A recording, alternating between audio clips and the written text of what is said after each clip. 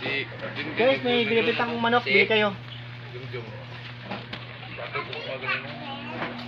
Dapat siya magtrabaho, bay. Dali lang kayo. Basta tayo padala-dala, dugay kayo. Ano siya, pure claret galing kay Bibo Enriquez. Ano siya, 20 times winner, walang sugat. 20 times sa isang buwan, isabong to siya kadalawa. Every month niya sinasabong to. Walang sugat guys. Meron siya kasing nakasuot na bulletproof.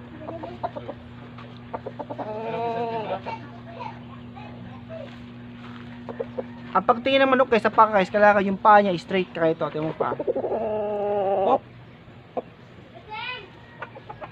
Ang problema kasi sa kanya guys is flat-footed siya.